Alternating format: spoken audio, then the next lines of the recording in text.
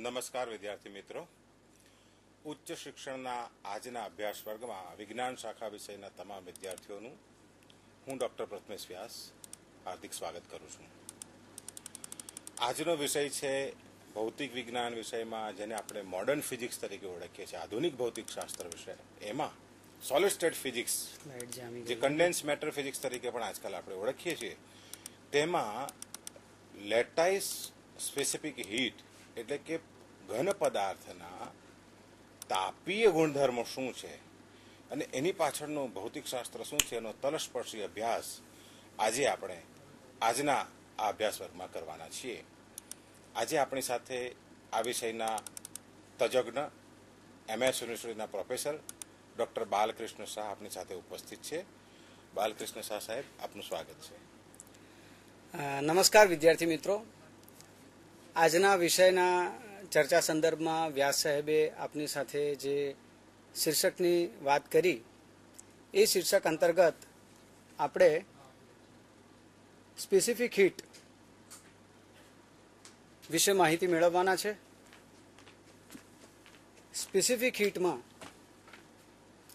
ખાસ કરીને specific heat due to constant volume એ સોલિડ માટે કેવી રીતે વર્ણવી શકાય, એનો અભ્યાસ કેવી રીતે કરી શકાય, એની આપણે તલસ્પર્શી માહિતી મેળવવા માટે પ્રયત્ન કરશું. જે માટે આપણે અલગ અલગ મુદ્દાઓ ચર્ચવાના છે. એ મુદ્દાઓ આ પ્રમાણે છે. Concept of temperature and heat. હવે જ્યારે આપણે તાપમાનના સંદર્ભમાં ગુણો વિશે વિચાર કરીએ ત્યારે તાપમાન અને ઉષ્મા એ બે વચ્ચેનો સામાન્ય ભેદ આપણે સમજીએ છીએ. તાપમાન આપણે થર્મોમીટર દ્વારા માપીએ છીએ, જ્યારે ઉષ્મા એ શક્તિનું નિશ્ચિત સ્વરૂપ છે. એનું પ્રમાણમાપ આપણે તાપમાન દ્વારા મળે છે. હવે આ પ્રકારની ઉષ્મા જ્યારે ઘન પદાર્થ પ્રાપ્ત કરે અને એની ઉષ્મામાં જો 1 ડિગ્રી કેલ્વિનનો વધારો કરવો હોય અને જો એ પદાર્થ 1 ગ્રામ ધરાવતો હોય તો એને આપણે આપવી પડતી જરૂરી ઉષ્માને વિશિષ્ટ ઉષ્મા તરીકે ઓળખીએ છીએ. અત્રે અભ્યાસ અર્થે આપણે જે ઉષ્માની ચર્ચા કરવાના છે એ મોલર સ્પેસિફિક હીટ છે. એટલે કે મોલર સ્પેસિફિક હીટ માટે આપણે 1 મોલ અણુઓના સમૂહો વિશે ઇક્વેશન તારવી અને અલગ અલગ થિયરીનો શું તારણો છે, તેના દ્વારા કેવી રીતે આપણે પ્રાયોગિક મૂલ્યોને સમજી શકીએ છીએ વગેરેની ચર્ચા આપણે કરીશું. ત્યારબાદ સ્પેસિફિક હીટનો બેઝિક વિચાર આજથી 100 વર્ષ પહેલાં ક્લાસિકલ મિકેનિક્સ દ્વારા કરવામાં આવ્યો, જેમાં હાર્મોનિક ઓસિલેટરને ઇક્વિલિબ્રિયમ ટેમ્પરેચર માટે ક્લાસિકલી ટ્રીટ કરવામાં આવે તો એ આપણને સ્પેસિફિક હીટનું સામાન્ય સમીકરણ આપી શકે છે. ત્યારબાદ આપણે સ્ટેટિસ્ટિકલ મિકેનિક્સના સંદર્ભમાં સોલિડ સ્ટેટ ફિઝિક્સને સમજવા પ્રયત્ન કરવો પડશે. હવે આ સ્ટેટિસ્ટિકલ મિકેનિક્સ એ કદાચ આપના માટે નવો વિષય હોય પ્રથમ વર્ષના વિદ્યાર્થીઓ માટે, પણ એની વિશેષતા એ છે કે જ્યારે તમે કોઈ એક પાર્ટિકલ માટે વિચાર કરતા હોય ત્યારે તમે સામાન્ય મિકેનિક્સ લગાડી શકો છો, યાંત્રિક ગુણધર્મો લગાડી શકો છો. પરંતુ જો તમે ગ્રુપ ઓફ એટમ્સ માટે વિચાર કરતા હોય, ઘણા બધા પાર્ટિકલ્સ માટે વિચાર કરતા હોય, તો એવા પાર્ટિકલ્સના સમૂહ માટે જે પણ ભૌતિક રાશિઓ ડિફાઇન કરવાની હોય એ દરેક રાશિ માટે આપણે પ્રોબેબિલિટીનો ઉપયોગ કરીએ છીએ.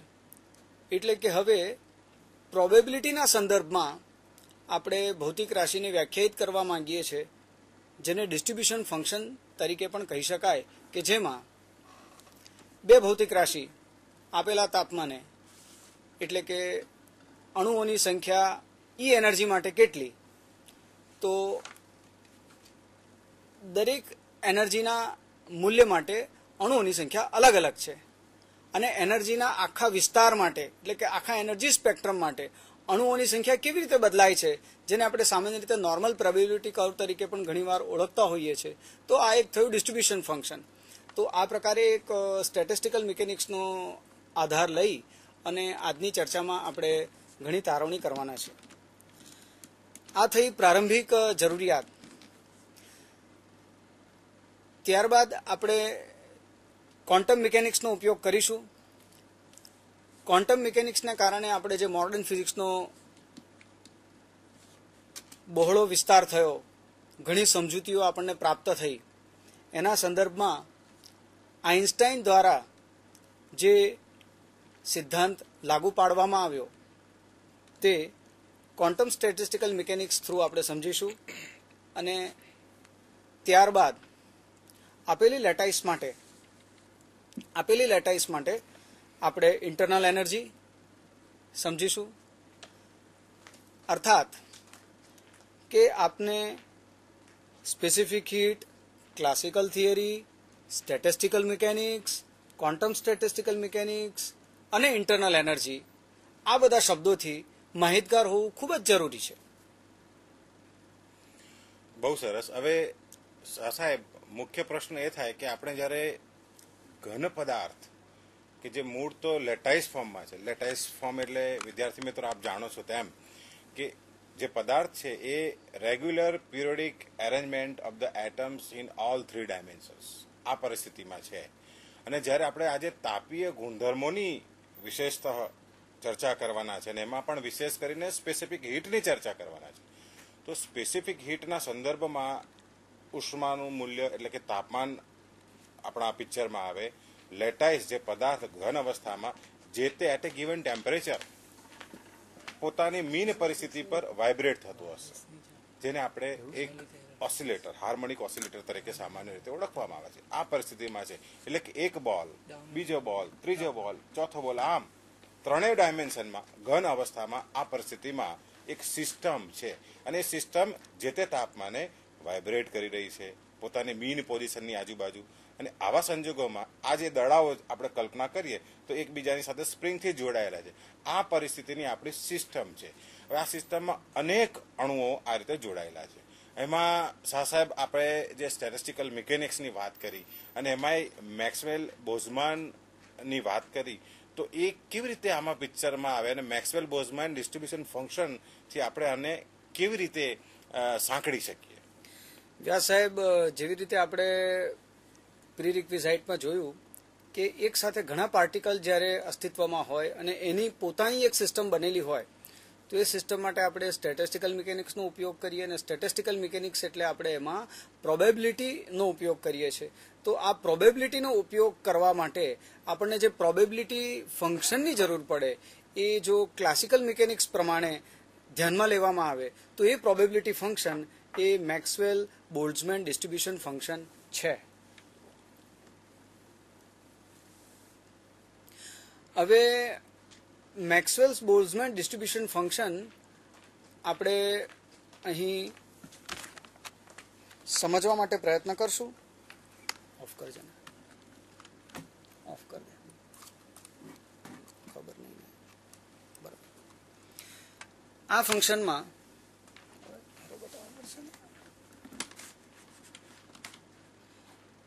ઈ જે છે તે એનર્જી છે જેના પર અત્યારે મારું કર્સર છે, અને સામેની બાજુ છે જે a into e raise to minus e upon KT એ પ્રોબેબિલિટી બતાવે છે. એટલે કે ટેમ્પરેચર T માટે E એનર્જી ધરાવતા પાર્ટિકલ્સની પ્રોબેબિલિટી કેટલી. હવે ખાસ કરીને ક્વોન્ટમ ક્લાસિકલ મિકેનિક્સના સંદર્ભમાં અહીંયા જે E જે એનર્જી છે એ એનર્જી પોતે કોઈ પણ વેલ્યુ ધારણ કરી શકે છે. હવે આ ઈનો ઉપયોગ કરીને એવરેજ એનર્જી જો આપણે શોધી શકીએ તો એવરેજ એનર્જી પરથી આપણને કુલ ઇન્ટરનલ એનર્જી એટલે કે ટોટલ ઇન્ટરનલ એનર્જી એટલે કે વાઇબ્રેશનલ એનર્જી આપણે ગણી શકીએ, જેના ઉપરથી સ્પેસિફિક હીટની તારવણી કરવામાં આવે છે.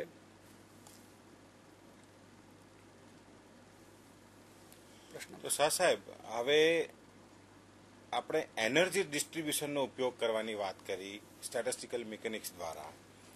હવે જો સ્ટેટિસ્ટિકલ મિકેનિક્સ દ્વારા આપે કહ્યું તેમ મેક્સવેલ બોઝમેન ડિસ્ટ્રીબ્યુશન ફંક્શનનો ઉપયોગ કરવામાં આવે અને અહીં આગળ એનર્જીને મૂલ્ય અલગ અલગ લઈ શકાય છે.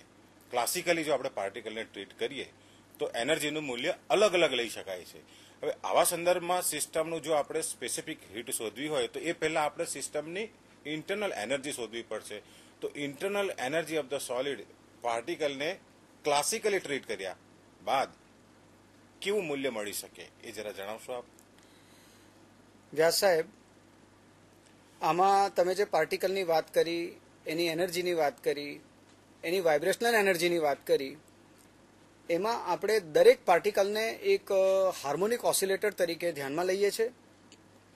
હવે આ હાર્મોનિક ઓસિલેટર પોતે જે વાઇબ્રેશન એનર્જી ધરાવે છે એની આપણે ગણતરી કરીએ છીએ અને એ માટે આપણે એક સાદી ગણતરીનો ઉપયોગ કરેલો છે.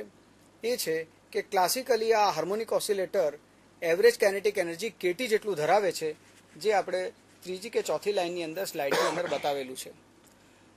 હવે આ જ વસ્તુને જો આપણે બ્લેકબોર્ડ પર સમજવા પ્રયત્ન કરીશું તો એ આપણને વધુ સારું રહેશે.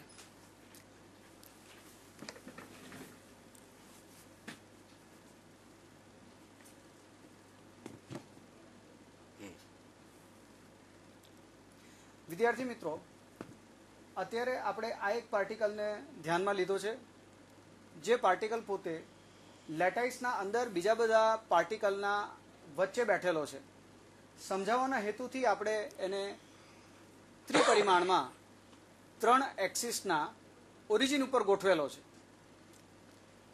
હવે આ પાર્ટિકલ જો એ બીજા પાર્ટિકલના રેફરન્સમાં પોતાના મધ્યમાન સ્થાન એટલે કે મીન પોઝિશનની આસપાસ જો આ દિશામાં ગતિ કરતો હોય તો એ પાર્ટિકલ હાર્મોનિક ઓસિલેશન કરે છે એવું આપણે કહી શકીએ. એટલે કે સિસ્ટમના દરેક પાર્ટિકલ હાર્મોનિક ઓસિલેશન ધરાવે છે. આ પાર્ટિકલનો વેક્ટર એ આ ગુલાબી રંગથી આપણે જોઈ શકીએ છીએ અને એ વેક્ટર પોતાના 3 કોમ્પોનન્ટ ધરાવે છે. કેમ તો કે લેટાઇસ ત્રિપરિમાણમાં છે, પાર્ટિકલનું ઓસિલેશન પણ ત્રિપરિમાણમાં છે અને એના 3 ઘટકો આપણે એક્સ કોમ્પોનન્ટ, વાય કોમ્પોનન્ટ અને ઝેડ કોમ્પોનન્ટ તરીકે 3 એક્સિસ પર બતાવેલા છે. એનો મતલબ એવો થયો કે પાર્ટિકલ ભલે કોઈ પણ એક દિશામાં ઓસિલેટ થતો હોય પણ એના 3 ઘટકો એટલે કે 3 કોમ્પોનન્ટો એક્સ, વાય અને ઝેડ દિશામાં ઓસિલેટ થતા હોય. અહીંયા ડોટેડ લાઇન વડે બીજો એક એરો બતાવેલો છે. એ દર્શાવે છે કે પાર્ટિકલ બંને દિશામાં આંદોલિત થાય છે, સુરેખ દિશામાં આંદોલિત થાય છે, માટે હાર્મોનિક ઓસિલેશન્સ કરે છે. અને આ બીજો એરો એ એક્સ કોમ્પોનન્ટની બીજી દિશા બતાવે છે. એટલે કે જો મારે એના સંદર્ભમાં એક્સ કોમ્પોનન્ટ બતાવવો હોય તો એ હું નેગેટિવ એક્સ ડાયરેક્શનમાં દોરી શકું છું. એનો અર્થ એવો થયો કે પોઝિટિવ એક્સ ડાયરેક્શનમાં એક કોમ્પોનન્ટ છે અને નેગેટિવ એક્સ ડાયરેક્શનમાં એક કોમ્પોનન્ટ છે. એ જ પ્રમાણે વાય કોમ્પોનન્ટના પણ 2 ઘટકો બનાવી શકાય, પોઝિટિવ એક્સ અને નેગેટિવ, પોઝિટિવ વાય અને નેગેટિવ વાય ડાયરેક્શનમાં, અને Z component plus Z minus Z ડાયરેક્શનમાં. આ વાત થઈ oscillation of atoms within lattice. હવે આનો ઉપયોગ આપણે શું કરીએ છીએ તો કે ધારો કે મેં કોઈ એક મીન પોઝિશનનો ઉપયોગ કરી અને અણુને 2 દિશાની અંદર વાઇબ્રેટ થતો બતાવ્યો. એનો મતલબ કે આપેલો કણ એ 2 ડિગ્રી ઓફ ફ્રીડમ ધરાવે છે, એટલે કે 2 દિશામાં એ આંદોલિત થઈ શકે છે. આ 2 દિશામાં જે આંદોલિત થાય છે એના પરથી એની ગણતરી એવરેજ કાઇનેટિક એનર્જીની આપણે કરીએ છીએ. તો એ હવે આપણે સ્લાઇડમાં બતાવ્યા મુજબ જોઈશું.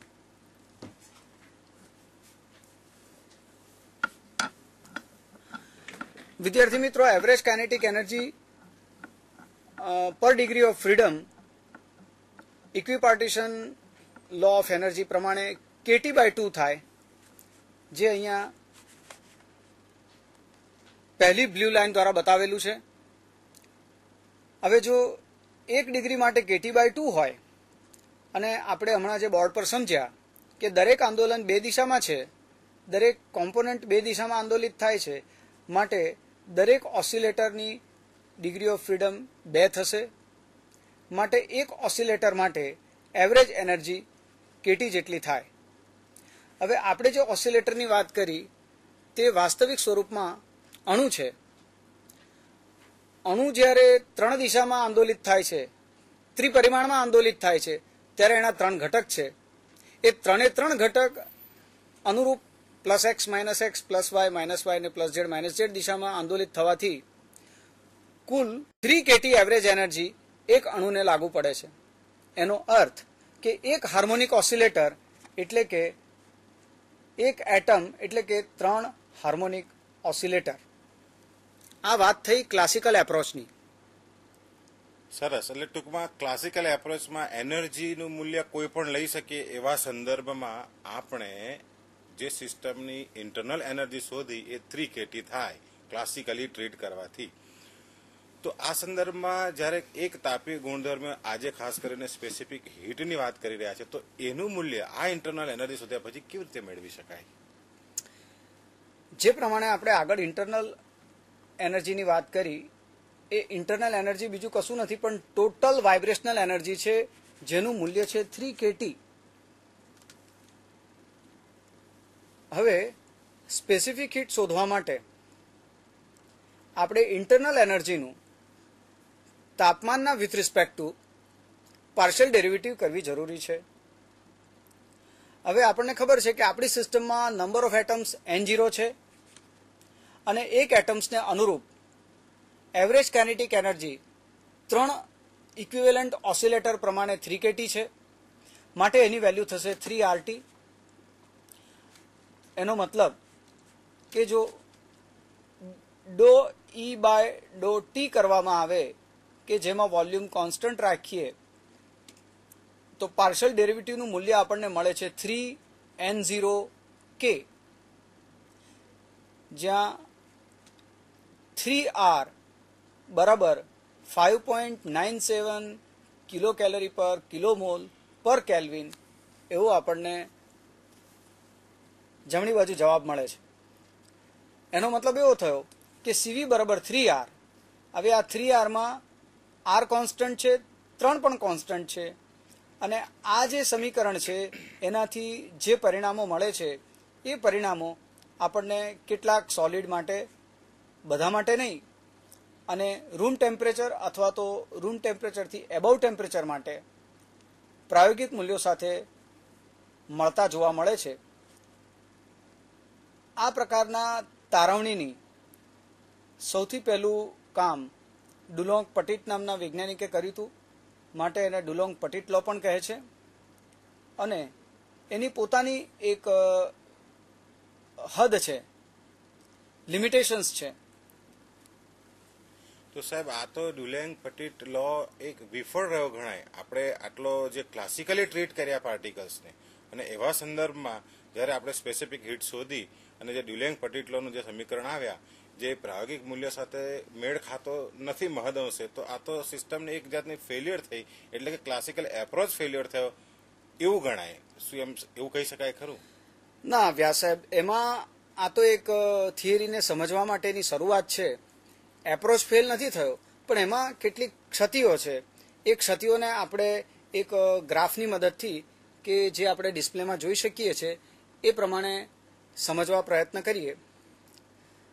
વિદ્યાર્થી મિત્રો, તમે જે દેખી રહ્યા છો એ ગ્રાફ સ્પેસિફિક હીટનો અલગ અલગ તાપમાન પર આપેલો છે.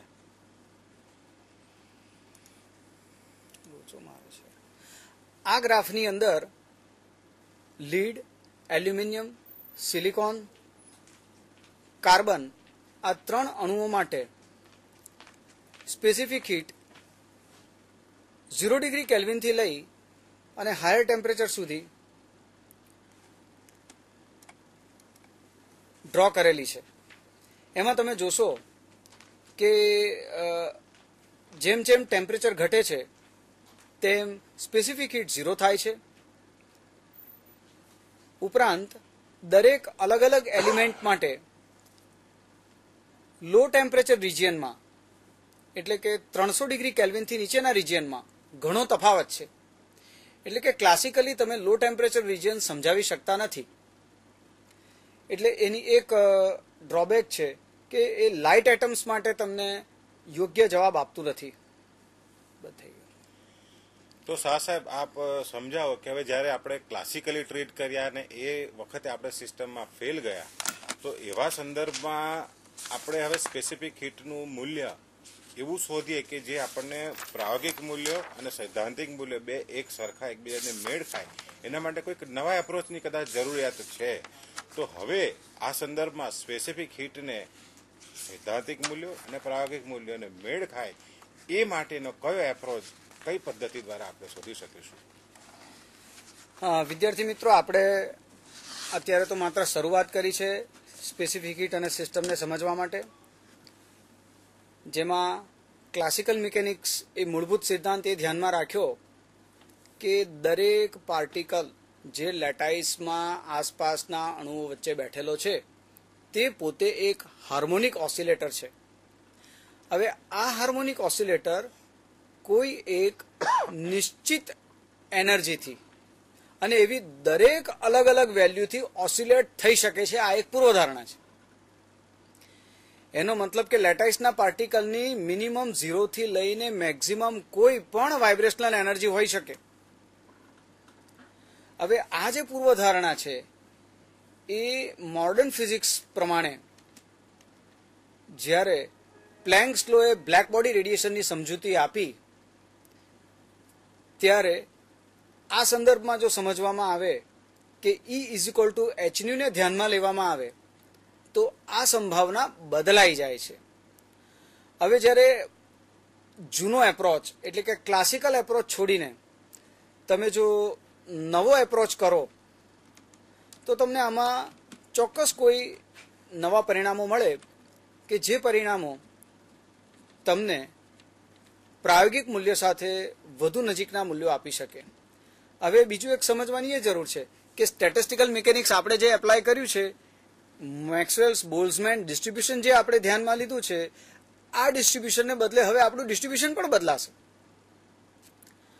એટલે સ્ટેટિસ્ટિકલ મિકેનિક્સમાં ફંક્શન બદલવાથી, પ્રોબેબિલિટી બદલવાથી એમાં સુધારો થઈ શકે છે.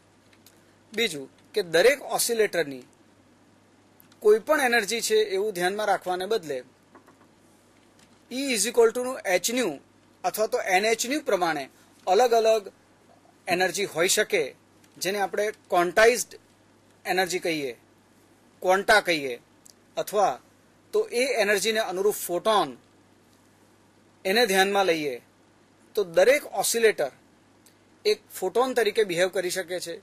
અને જો એને એક ફોટોન તરીકે ગણવામાં આવે તો આપણે જે સિસ્ટમને ક્લાસિકલી સમજવા માટે પ્રયત્ન કર્યો એની ઇન્ટરનલ એનર્જી વાઇબ્રેશનલ એનર્જીના ફોર્મમાં સમજવા માટે આપણે જે પ્રયત્ન કર્યો તે બદલાઈ શકે છે.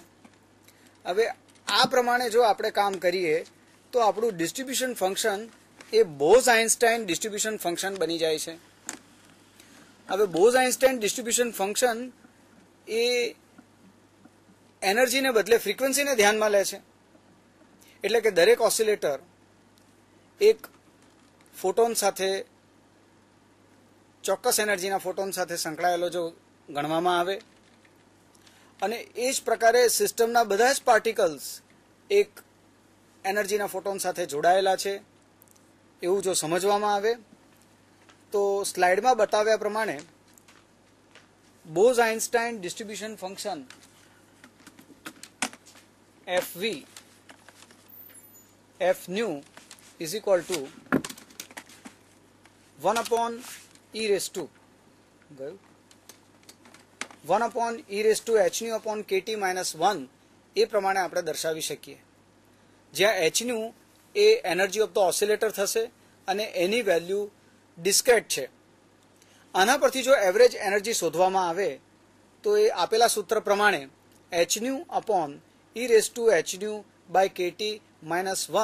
એ રીતે આપણને પ્રાપ્ત થાય છે. એટલે તમે જોશો કે પહેલા આપણે જે એવરેજ એનર્જી માત્ર કેટી લેતા હતા એને બદલે એવરેજ એનર્જીનું તમારી પાસે ક્વોન્ટમ મિકેનિક્સને આધારે મળેલું નવું સૂત્ર મળ્યું કે જેમાં ફ્રીક્વન્સીનો ઉપયોગ કરેલો છે, જેમાં પ્લાન્ક્સ કોન્સ્ટન્ટ નો ઉપયોગ કરેલો છે. હવે આના આધારે આપણે ઇન્ટરનલ એનર્જી સમજવા માટે પ્રયત્ન કરીએ.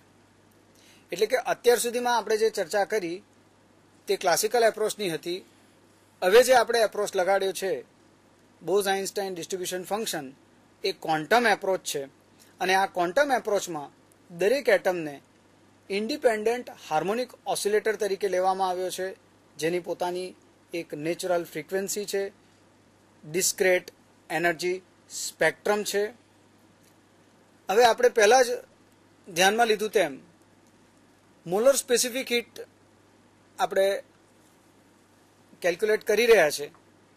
એટલે કે સિસ્ટમમાં N0 એવોગેડ્રો નંબર જેટલા એટમ્સ છે અને એને અનુરૂપ ટોટલ એનર્જી સૂત્રમાં બતાવ્યા પ્રમાણે E = 3 × N0 hν/e⁻⁻⁰ થઈ શકે છે.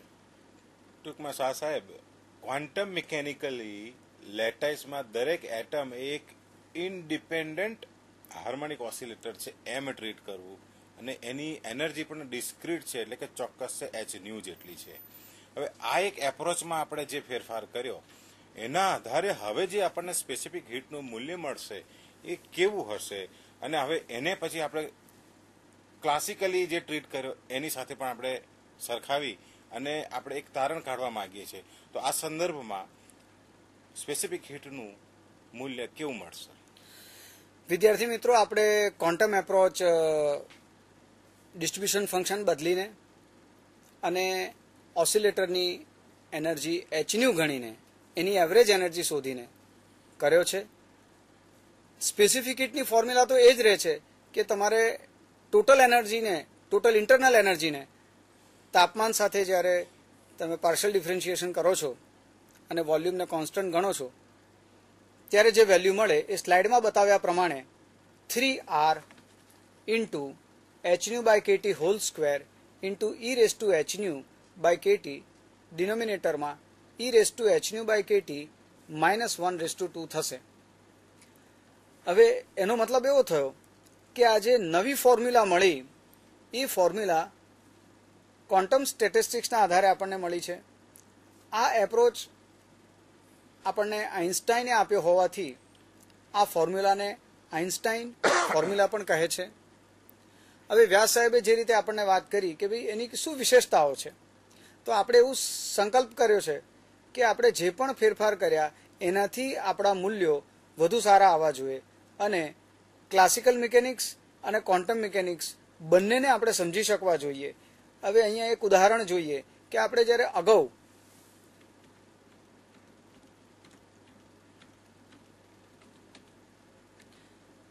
જે ક્લાસિકલ મિકેનિક્સની વાત કરી એમાં CV માત્ર 3R મળતું હતું અને એવરેજ કાઇનેટિક એનર્જી આપણે કેટી લેતા હતા. હવે જો ખરેખર આઇન્સ્ટાઈન ફોર્મ્યુલા અથવા તો ક્વોન્ટમ એપ્રોચ જો સાચો હોય તો એના દ્વારા આપણને ક્લાસિકલ વેલ્યુ પણ મળવી જોઈએ.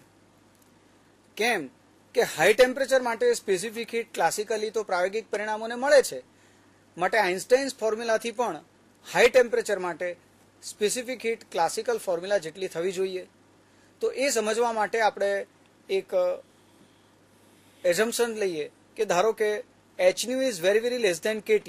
એનો મતલબ કે T એ રૂમ ટેમ્પરેચર કે તેથી ઉપરનું ટેમ્પરેચર છે. જ્યારે Tને આપણે કેલ્વિનમાં લઈએ છીએ ત્યારે અંદાજે રૂમ ટેમ્પરેચર આપણું 300 ડિગ્રી કેલ્વિન થાય. એના સંદર્ભમાં hν ની વેલ્યુ ઘણી ઓછી છે. તો આ વખતે આપણે જે ફોર્મ્યુલામાં e⁻⁻⁰ જે ટર્મ જોઈ રહ્યા છે એ ટર્મને આપણે બાયનોમિયલ એક્સપાન્શનની મદદથી e⁻⁻x ના બાયનોમિયલ એક્સપાન્શનની મદદથી પહેલી બે ટર્મના સ્વરૂપમાં જોઈ શકીએ છીએ. એટલે કે જો e⁻⁻⁰ ને 1 + hν/kT થી રિપ્લેસ કરવામાં આવે અને જો એવરેજ એનર્જી શોધવામાં આવે કે જેનું મૂલ્ય hν/e⁻⁻⁰ - 1 છે, તો એ એવરેજ એનર્જી આપણને કેટી જેટલી મળે છે. આનો મતલબ એ થયો કે આઇન્સ્ટાઇન્સ ફોર્મ્યુલા દ્વારા આપણને જે એવરેજ એનર્જી મળી, જે હાઈ ટેમ્પરેચરનો આપણે ઉલ્લેખ કર્યો, એ ક્લાસિકલ ફિઝિક્સને મળતો આવે છે. માટે આપણે કહી શકીએ કે આ ફોર્મ્યુલા વધુ યોગ્ય છે અને જે ક્લાસિકલ ફિઝિક્સને ધ્યાનમાં રાખે છે. હવે બીજું કે લો ટેમ્પરેચર માટે શું થાય છે, તો કે એટ લો ટેમ્પરેચર જે એનર્જી સ્પેસિંગ છે એ વધી જાય છે. એટલે કે જો તમે ક્વોન્ટમ એનર્જી સ્ટેટ્સ લો અને તાપમાન ઘટાડો તો લો ટેમ્પરેચર પર બે એનર્જી સ્પેસિંગ વધારે છે, જ્યારે હાઈ ટેમ્પરેચર પર એનર્જી સ્પેસિંગ ઓછું છે. એટલે કે તમે કન્ટિન્યુઅસ એનર્જીને ધ્યાનમાં રાખી શકો છો. હાઈ ટેમ્પરેચર પર ક્લાસિકલ ફિઝિક્સ સાચું ઠરે છે. એનો મતલબ કે તમે એનર્જી સ્પેક્ટ્રમમાં એનર્જી લેવલ્સ નજીક છે, માટે તમે ક્લાસિકલ ફિઝિક્સને સાચું કહી શકો છો. પણ લો ટેમ્પરેચર પર એનર્જી લેવલ્સ જુદા જુદા હોવાથી જેમ ટી 0 થાય છે તેમ સીવી પણ 0 થાય છે, જે આપણે આ ફોર્મ્યુલા પરથી જોઈ શકીએ છીએ. હવે આ ફોર્મ્યુલાની એક વિશેષતા એ છે કે આ ફોર્મ્યુલા આપણને લો ટેમ્પરેચર માટે થોડો ઘણો અંશે ફેરફાર સૂચવે છે, પણ તે છતાં એ પ્રાયોગિક મૂલ્યો સાથે પૂરેપૂરું સુસંબદ્ધ સમીકરણ આપણને આપી શકતી નથી. શાહ સાહેબ, એટલે મનમાં પ્રશ્ન ઉદ્ભવે કે આજે સીવીના મૂલ્ય આપણે ક્વોન્ટમ મિકેનિકલી ટ્રીટ કર્યા અને સીવીના મૂલ્ય જે કંઈક મળ્યા તે ક્લાસિકલ કરતાં તો સારા જ છે. હાઈ ટેમ્પરેચર અને લો ટેમ્પરેચર પર મહદ અંશે પ્રાયોગિક વેલ્યુ અને સૈદ્ધાંતિક વેલ્યુ બે લગભગ મેળ ખાય છે, મહદ અંશે. એટલે ક્વોન્ટમ મિકેનિકલી જે આઇન્સ્ટાઈનનું સમીકરણ છે એ ખૂબ જ સારું છે એમ કહી શકાય. પણ મનમાં પ્રશ્ન ઉદ્ભવે કે તો પછી પૂરેપૂરું સંપૂર્ણતઃ સૈદ્ધાંતિક અને પ્રાયોગિક વેલ્યુ સાથે સીધો મેળ શા માટે નથી ખાતો? શું આમાં પણ ક્યાંક કોઈક ત્રુટિ છે કે શું? એટલે સંપૂર્ણપણે ઇમ્પિરિકલ વેલ્યુ સાથે મેળ ખાય એવું કેમ નથી થતું? એનું શું કારણ હોઈ શકે? વ્યાસ સાહેબ, આપણે જ્યારે પ્રારંભમાં સ્પેસિફિકને સમજવા માટે લેટાઇસની વાત કરી, સ્ટેટિસ્ટિકલ ફિઝિક્સની વાત કરી, મેક્સવેલ્સ બોઝમેન ડિસ્ટ્રીબ્યુશનની વાત કરી અને ક્લાસિકલ એપ્રોચ લીધો, એવરેજ કાઇનેટિક એનર્જી કેટી લીધી, ત્યારબાદ આપણે ક્વોન્ટમ મિકેનિકલ એપ્રોચ લીધો અને એવરેજ કાઇનેટિક એનર્જી બદલી. તો આ બધું જે કામ કર્યું એમાં આપણે સુધારો ચોક્કસ કર્યો છે, પણ એ સુધારામાં આપણી એક મૂળભૂત ધારણા રહી છે કે each atom in a crystal or a lattice is an independent harmonic oscillator. હવે તમે એક વસ્તુને જુદા સંદર્ભમાં સમજવા પ્રયત્ન કરો.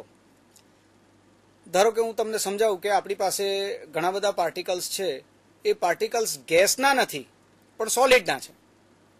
હવે જો સોલિડના પાર્ટિકલ હોય તો એનો મતલબ એવો થયો કે એ પાર્ટિકલ બીજા પાર્ટિકલ સાથે સંકળાયેલા છે. પાર્ટિકલ પોતે આંદોલન કરે છે, પણ એ આંદોલન પણ એનું સીમિત છે.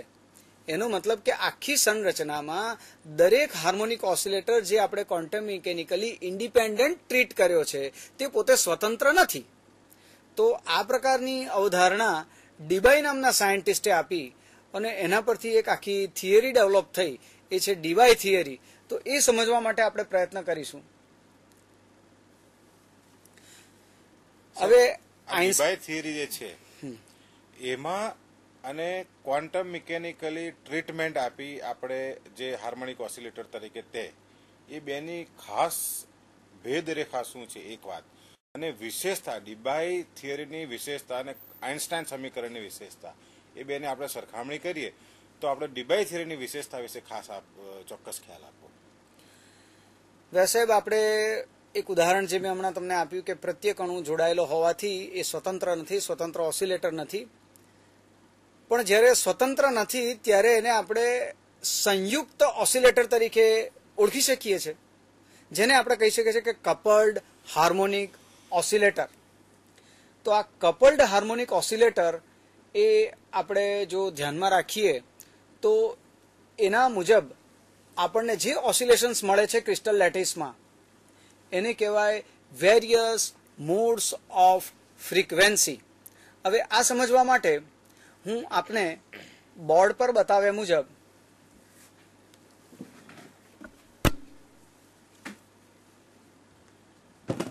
આપણે જોઈ શકીએ છીએ કે લેટિસમાં ત્રિપરિમાણમાં અત્યારે આપણે 2 લેયર બતાવ્યા છે. દરેક લેયરમાં એટમ્સ બીજા એટમ્સના સાપેક્ષમાં પોતાનું સ્થાન નિશ્ચિત ધરાવે છે અને સંપૂર્ણ લેટિસ એક નિશ્ચિત અંતર સુધીમાં ફિક્સ છે. હવે આ બધા જ એટમ્સને એક સાથે ધ્યાનમાં લેવામાં આવે તો એનો મતલબ એવો થયો કે અહીંયા બતાવેલા દરેક એટમ્સ પોતે બીજા એટમ્સને ધ્યાનમાં રાખીને ઓસિલેશન કરે છે અને આખા બધા જ એટમ્સનું ગ્રુપ કોઈ એક ઓસિલેશન કરે છે. તો આ થયા 3D એટોમિક લેટાઇસના કપલ્ડ ઓસિલેટર. હવે આપણે કોઈ ઇન્ડિવિડ્યુઅલ લેતા નથી, પણ લેટાઇસમાં આવેલા બધા જ એટમ્સ એ કપલ્ડ ઓસિલેટર તરીકે છે.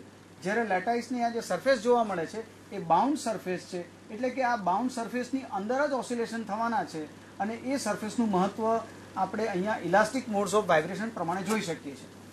વિદ્યાર્થી મિત્રો, હવે આ જરા ઉપરની આકૃતિમાં તમે જોશો તો આપણે સમજી શકીએ છીએ કે જો કોઈ એક સ્ટ્રેચ સ્ટ્રિંગને 2 ફિક્સ્ડ એન્ડ ઉપરથી તાણેલી રાખવામાં આવે અને જો એને કોઈ એક એનર્જીથી ઓસિલેટ કરવામાં આવે તો એ બંને એન્ડ વચ્ચે નિશ્ચિત તરંગ લંબાઈમાં સ્ટેન્ડિંગ વેવ્સ ઉત્પન્ન કરશે.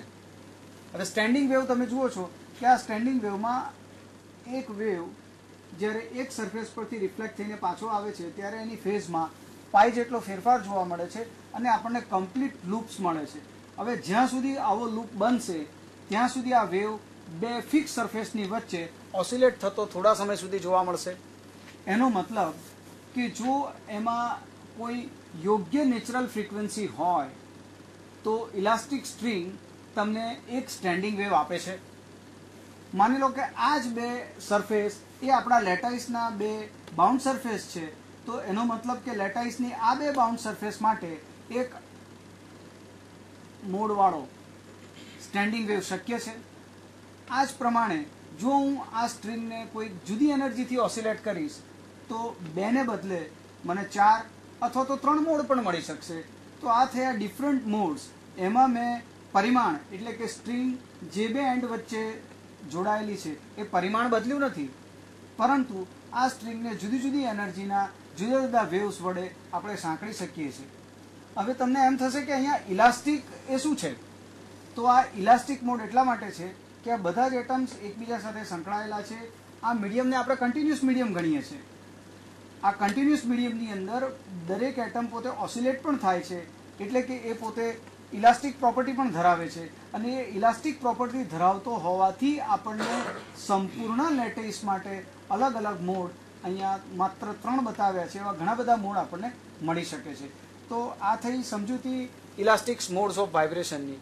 હજી સુધી આપણે જે ચર્ચા કરી એ ચર્ચામાં આપણે સિંગલ ઓસિલેટરનો ઉપયોગ કર્યો, પણ સિંગલ ઓસિલેટર પછી બધા જ ઓસિલેટરનો એકસાથે ઉપયોગ કરી અને ઓસિલેશન્સ કેવા મળે એનો ઉપયોગ નહોતો કર્યો. તો હવે જો આ સુધારો આપણે કરીએ તો ચોક્કસ આપણને જે આઇન્સ્ટાઈન ફોર્મ્યુલા છે એના કરતાં વધુ સારું રિઝલ્ટ મળી શકે છે.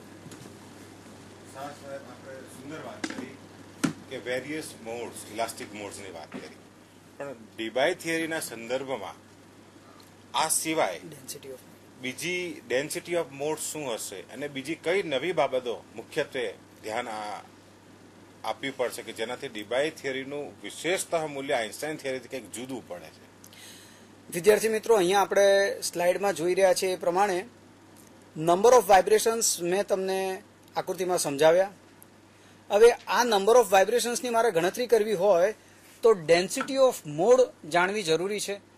આ ડેન્સિટી ઓફ મોડ અને ઝેડન્યુ વડે અહીંયા દર્શાવેલો છે અને એની તારવણી આપણે કરતા નથી, પણ એકમ ફ્રીક્વન્સી રેન્જમાં આપણને કેટલા અલગ અલગ મોડ્સના વાઇબ્રેશન મળી શકે છે એને આપણે ડેન્સિટી ઓફ મોડ કહીશું.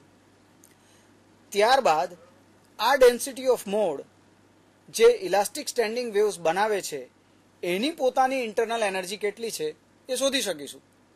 હવે elastic standing waves, density of modes, આ બંને કોઈ એક એનર્જી સાથે સંકળાયેલા છે. ધારો કે તમે ઇલેક્ટ્રોમેગ્નેટિક વેવ્સની વાત કરો તો એ પોતે ફોટોન સાથે સંકળાયેલા છે. એની એક નિશ્ચિત એનર્જી છે જેને આપણે ફોટોન કહીએ છીએ, જે એનર્જી નિશ્ચિત હોવાથી એને ક્વોન્ટાઇઝ્ડ પણ કહીએ છીએ. તો આ ક્વોન્ટાઇઝ્ડ એનર્જીવાળા ઇલેક્ટ્રોમેગ્નેટિક વેવના ફોટોન છે એ જ પ્રકારનો ગુણધર્મ આ ઇલાસ્ટિક સ્ટેન્ડિંગ વેવનો પણ હોઈ શકે છે. આપણે આકૃતિમાં જોયું કે ઇલાસ્ટિક સ્ટેન્ડિંગ વેવ્સ 2 અથવા તો ત્રિપરિમાણમાં અલગ અલગ 6 બાઉન્ડ સરફેસની વચ્ચે ઉત્પન્ન થાય છે. એટલે કે એ સ્ટેન્ડિંગ વેવ્સ કોઈ પણ ફ્રીક્વન્સી ધારણ ન કરી શકે. એ નિશ્ચિત ફ્રીક્વન્સી ધારણ કરી શકે, એની નિશ્ચિત એનર્જી હોય. એટલે જો ફોટોનને એની નિશ્ચિત એનર્જી હોય તો આ ઇલાસ્ટિક સ્ટેન્ડિંગ વેવ્સને પણ પોતાની એક નિશ્ચિત એનર્જી છે જેને આપણે ક્વોન્ટાઇઝ્ડ એનર્જી તરીકે ગણાવી શકીએ. આ ક્વોન્ટાઇઝ્ડ એનર્જી એટલે જ કે એક નવું નામ જે આવે છે એ છે ફોનોન. એનો મતલબ કે જો આપણે ફોનોનને સમજીએ તો હવે ડીબાઈ થિયરીને સમજી શકાય. એટલે જે પ્રમાણે આપણે ક્વોન્ટાઇઝ્ડ એનર્જીમાં ફોટોનને સમજતા હતા અને ફોટોનની એવરેજ એનર્જી લેતા હતા, એવી રીતે હવે આપણે ફોનોનને ધ્યાનમાં રાખીને એટલે કે કપલ્ડ હાર્મોનિક ઓસિલેટરના ઇલાસ્ટિક મોડ્સના વાઇબ્રેશનની ક્વોન્ટાઇઝ્ડ એનર્જીને ધ્યાનમાં રાખીને કામ કરીએ તો આપણને વધુ સારા પરિણામો મળી શકે છે. પણ શાહ સાહેબ, આજે ફોનોન એ તો એક નવો જ કન્સેપ્ટ આવ્યો. ડીબાઈ થિયરીનું કદાચ આ વિશેષ છોગું કહી શકાય.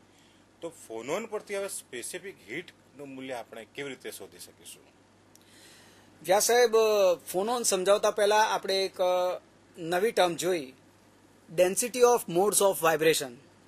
આકૃતિમાં આપણે ડિફરન્ટ મોડ્સ ઓફ વાઇબ્રેશન જોયા અને પછી એકમ ફ્રીક્વન્સી રેન્જમાં કેટલા વાઇબ્રેશન્સ છે એને density of modes of vibration વડે આપણે વ્યાખ્યાયિત કર્યા. હવે આ જો density of modes of vibration આપણે ગણી શકીએ તો આપણે ઇન્ટરનલ એનર્જી ગણી શકીએ અને એના આધારે આપણે સ્પેસિફિક હીટ શોધી શકીએ. વિદ્યાર્થી મિત્રો, સ્લાઇડમાં આપણે જોઈએ છે કે જો આપણે ઓસિલેટરની અથવા તો ફોટોનની સ્ટેટિસ્ટિકલ બિહેવિયર સમજવા માટે આપણે જો સ્ટેટિસ્ટિકલ ફંક્શન્સનો ઉપયોગ કરીએ તો એ એપ્રોચ આપણે ફોનોન પર પણ લાગુ પાડી શકીએ છીએ. પણ એ જ વખતે આપણે ફોનોનને harmonic oscillator in thermal equilibrium કહી શકીએ. આપણે આકૃતિમાં જોયું કે જે ફોનોન ઉત્પન્ન થાય છે એ કોઈ એક અણુને કારણે નથી, સંપૂર્ણ લેટાઇસને કારણે છે. અને સંપૂર્ણ લેટાઇસને કારણે જે ઉત્પન્ન થયા તે ઓસિલેશન્સ એક હાર્મોનિક ઓસિલેટર છે જ, હાર્મોનિક ઓસિલેશન્સ છે જ. પણ એ હાર્મોનિક ઓસિલેશન્સની એનર્જીને આપણે ફોટોન કહ્યું. એના નંબર ઓફ મોડ્સ જે છે એ નંબર ઓફ મોડ્સને ડેન્સિટી ઓફ મોડ્સ વડે આપણે દર્શાવ્યા. હવે આપણી પાસે જે લેટાઇસ છે 3 ડાયમેન્શનમાં છે. તો 3 ડાયમેન્શનની અંદર Z new into D new કરું તો મને શું મળશે કે ટોટલ નંબર ઓફ મોડ મળશે. કેમ કે ઝેડ ન્યુ એ ડેન્સિટી છે અને ડી ન્યુ એ ફ્રીક્વન્સી રેન્જ છે. હવે એને આપણે જો સંપૂર્ણ લેટાઇસ માટે ટોટલ ગણતરી કરવી હોય તો ઇન્ટિગ્રેશનની મદદથી સમજી શકાય છે. એ છેલ્લા સમીકરણમાં આપણે જોઈ શકીએ છીએ, integration 0 to vd into z new D new is equal to 3n0. હવે અહીંયા તમને એક નવો પ્રશ્ન થશે કે આ 0 to vd શું છે? આપણે શરૂઆત કરી છે ઇલાસ્ટિક મોડ્સ ઓફ વાઇબ્રેશનથી, પછી આપણે આવ્યા ફોનોન્સ પર, પછી આપણે આવ્યા total number of modes of vibration પર. હવે આ મોડ્સ ઓફ વાઇબ્રેશન પણ કોઈ એક ફ્રીક્વન્સીને આધારિત આપણે ગણી શકીએ છીએ. તો આપણને ખબર નથી કે આપણા લેટાઇસમાં કેટલી ફ્રીક્વન્સીઝ છે. તો ડીબાઈએ એવું ધ્યાનમાં લીધું કે ધારો કે અણુઓ વાઇબ્રેશન ન પામતા હોય તો એની મિનિમમ ફ્રીક્વન્સી 0 હોઈ શકે અને જ્યારે વાઇબ્રેશન પામે છે તો એની કોઈ એક મેક્સિમમ ફ્રીક્વન્સી વીડી હોઈ શકે. કેમ? તો કે તમે જે ક્રિસ્ટલની વાત કરો છો, તમે જે સોલિડની વાત કરો છો, તમે જે n0 નંબર ઓફ પાર્ટિકલ્સની વાત કરો છો, એનું એક પરિમાણ ફિક્સ છે, નિશ્ચિત છે. તો નિશ્ચિત પરિમાણ માટે ઉત્પન્ન થતા વાઇબ્રેશનની પણ કોઈ એક હદ હોય. એ નિશ્ચિત મેક્સિમમ ફ્રીક્વન્સી સુધી તમને વાઇબ્રેશન આપે. એ કોઈ પણ ફ્રીક્વન્સીના વાઇબ્રેશન આપે નહીં. અને જો એવું ગણવામાં આવે તો જ આ એપ્રોચ ક્લાસિકલ એપ્રોચ કરતાં જુદો થાય અને યોગ્ય પરિણામો આપી શકે. એટલે ડીબાઈએ વીડી નામની ફ્રીક્વન્સી એક સિમ્બોલ તરીકે મૂકી છે કે જે મેક્સિમમ ફ્રીક્વન્સી હોઈ શકે. એટલે એ પ્રમાણે જો આપણે ઇન્ટિગ્રેશન કરીશું અને ડીબાઈ ફ્રીક્વન્સીનો ઉપયોગ કરીશું તો આપણને ટોટલ નંબર ઓફ મોડ્સ મળી શકશે.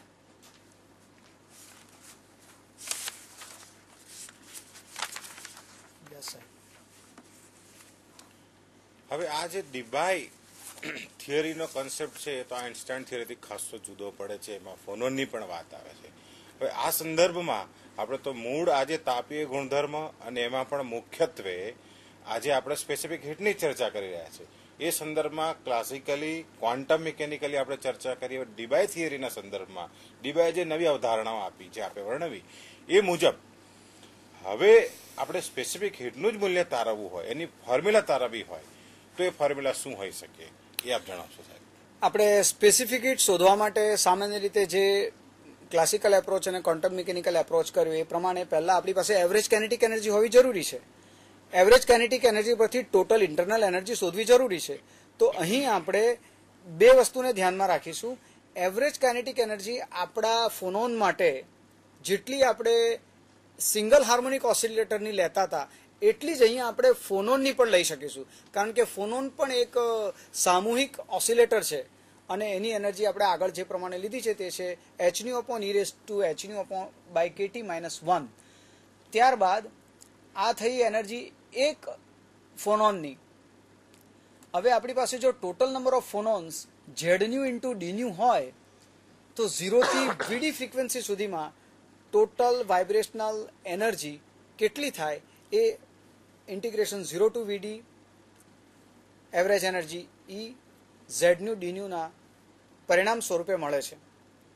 એટલે કે વાઇબ્રેશનલ એનર્જી શોધવા માટે આપણે એવરેજ એનર્જી જે પ્રમાણે ફોટોનમાં લેતા હતા એ લીધી અને total number of modes density of modes પરથી લીધી. આ પ્રમાણે જો ઈ શોધ્યા પછી એની પાર્શિયલ ડેરિવેટિવ તાપમાનના અનુરૂપ લેવામાં આવે તો એની ફોર્મ્યુલા આપણને આ મુજબ મળે છે 3R × hν/VD/kT × FD. અહીંયા આપણે FD ડીબાઈ ફંક્શનને ડિટેલમાં તારવવાની જરૂર નથી, કેમ કે આપણે એનો કોન્સેપ્ટ સમજવા માંગીએ છીએ કે આ કોન્સેપ્ટમાં આપણે શું ચેન્જીસ કર્યો કે જેથી આપણને એના મૂલ્યો યોગ્ય રૂપે આપે છે. તો આ થઈ ડીબાઈ થિયરીની સ્પેસિફિક હીટની ફોર્મ્યુલા. ખૂબ ખૂબ આભાર શાહ સાહેબ. આજે ડીબાઈ થિયરી દ્વારા જે સ્પેસિફિક હીટની ફોર્મ્યુલા મળી એ આપે સ્લાઇડમાં દર્શાવી એ મુજબ ઇમ્પિરિકલ વેલ્યુ એટલે કે પ્રાયોગિક વેલ્યુ અને એના સૈદ્ધાંતિક વેલ્યુ બેને બરાબર મેળ ખાય છે. એટલે આ એક બહુ મોટી ઉપલબ્ધિ થઈ શકાય. કારણ કે ડીબાઈએ જે આખો કોન્સેપ્ટ ફોનોન્સનો આપ્યો એ કદાચ એક અભૂતપૂર્વ કહી શકાય. કારણ કે આજે આપણે સોલિડ સ્ટેટ ફિઝિક્સના તાપીય ગુણધર્મ અને એમાં પણ વિશેષ કરીને સ્પેસિફિક હીટની ચર્ચા કરી. એની શોર્ટમાં સમરી કરીએ તો આપણે પહેલા પાર્ટિકલને ક્રિસ્ટલ લેટાઇસના પાર્ટિકલને આપણે ક્લાસિકલી ટ્રીટ કર્યો. ક્લાસિકલી ટ્રીટ કરતા એની ઇન્ટરનલ એનર્જી આપણને 3kT મળી. 3kT ઇન્ટરનલ એનર્જી મળી એના સંદર્ભમાં આપણને સીવીનું મૂલ્ય શોધ્યું. સીવી એટલે સ્પેસિફિક હીટ. એ મહદઅંશે આપણે વિફળ રહ્યા.